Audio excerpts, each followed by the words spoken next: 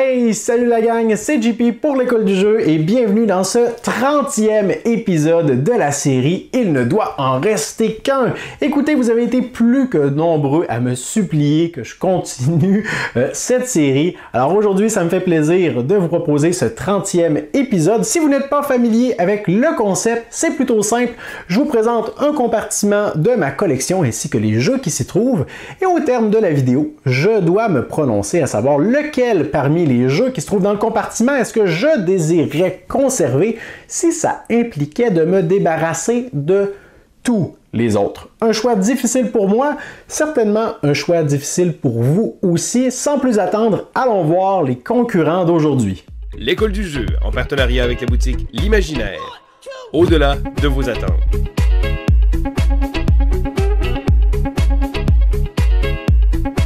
Oh là là, nous y voici. Ça faisait longtemps que je ne m'étais pas couché par terre, littéralement, pour vous présenter les concurrents d'aujourd'hui. Alors, je vous les présente. Nous en avons 6 et des jeux radicalement différents. Nous avons Paranormal Detective, Dust in the Wings, Formidable, Chronicles of Crime, 3 Dice et finalement King Domino Duel. Et parmi ces 6 jeux, il ne doit en rester qu'un. C'est maintenant le moment pour vous de mettre la vidéo sur pause, de vous rendre dans la section commentaires et de m'indiquer parmi ceux-ci lequel serait votre choix, lequel de ces jeux est-ce que vous désireriez conserver si ça impliquait de vous débarrasser de tous les autres. Maintenant que c'est fait, laissez-moi prendre ces jeux, les apporter à la table. Je vous fais la présentation rapide de ces titres, puis je vous reviens à la fin de cette vidéo avec mon choix personnel. Alors, ce que je vous propose dans les prochaines minutes, c'est de faire un survol rapide de ces 6 jeux, en commençant tout de suite par King Domino Duel, qui est un jeu pour 2 joueurs qui vont s'affronter, vous l'aurez deviné, en duel. Si vous êtes familier avec le jeu de King Domino, eh bien ici, c'est sensiblement la même chose, mais sous forme de roll and write, c'est-à-dire que les joueurs vont avoir une fiche de papier vierge en début de partie qui va représenter leur royaume, et au centre de la table, on aura 4 dés qui seront lancés à tour de rôle. Le premier joueur va en sélectionner un, le second joueur va en conserver 2 et le premier joueur va garder le dé restant. Ensuite, ils pourront agencer ces dés de la façon qu'ils le désirent. Sur ces faces, on retrouvera différents types de blasons et devront donc les jumeler ensemble et les inscrire directement sur leur fiche personnelle. Il y a également des avantages qu'on peut débloquer en cours de partie. Plus on récupère des blasons d'un même type, on peut récupérer de puissants pouvoirs passifs. Alors ça, c'est pour King Domino Duel. Pour continuer dans la lignée des Roll and Write, je vous parle de 3 Dice, un jeu pour 1 à 10 joueurs. Chacun des joueurs va encore une fois avoir une fiche personnelle qui va représenter son petit côté de la cité. Et au centre de la table, on aura une rondelle sur laquelle on va placer des pastilles de 3 couleurs différentes aléatoires. Et en cours de partie, on va lancer les dés. Ces dés seront donc placés en ordre croissant sur les pastilles. Attention, on aura toujours une pastille, un lieu, un emplacement qui sera désactivé par le méchant dé noir qui, un peu plus tard durant la partie, va grandement limiter les options des joueurs. Alors ce sera rapide, ce sera efficace plutôt, ce sera important de faire des choix rapides dès le début de la partie puisque nos options vont être de plus en plus limitées. Et les joueurs vont donc sélectionner un dé. La valeur de ce dé va déterminer la colonne où on va effectuer notre action et la couleur de la pastille sur laquelle le dé se trouve va déterminer la rangée également où on pourra effectuer notre action. Changeons complètement d'univers avec Chronicles of Crime, un jeu pour 1 à 4 joueurs, résolution d'enquête et d'énigmes, de logique. Les joueurs vont être plongés dans différents univers puisqu'il en existe différents types, des extensions également.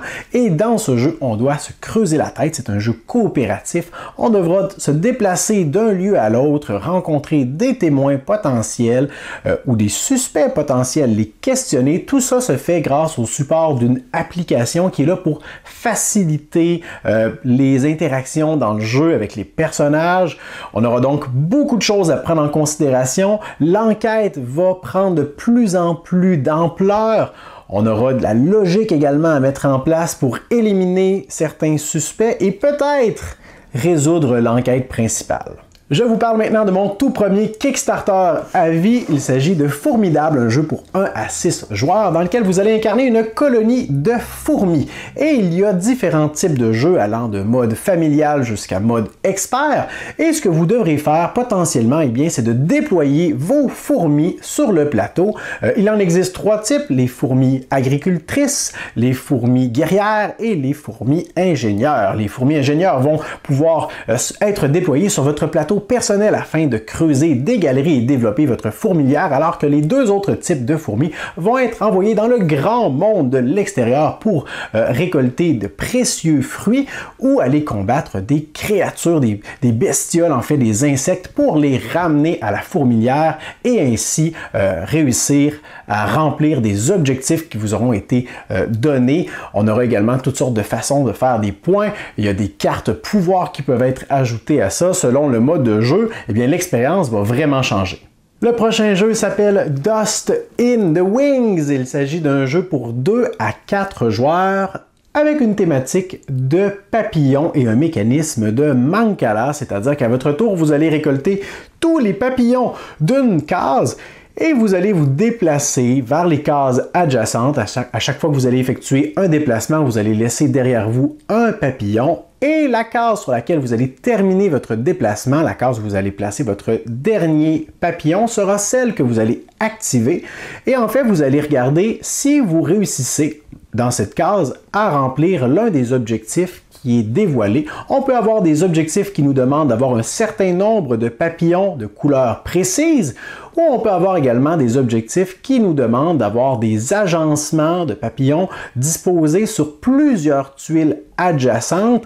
Alors, si vous réussissez l'un de ces objectifs, vous pouvez récupérer la carte ainsi que les cristaux qui s'y trouvent, qui vous vaudront de précieux points. Et finalement, le dernier jeu dont je vous parle aujourd'hui, Paranormal Detective, un jeu pour 2 à 6 joueurs dans lequel, horreur, un personnage vient tout juste de mourir et maintenant sera incarné par un joueur qui deviendra un fantôme. Et ce joueur devra essayer de communiquer aux autres joueurs autour de la table les circonstances entourant sa mort. Par contre, il s'agit d'un jeu purement compétitif.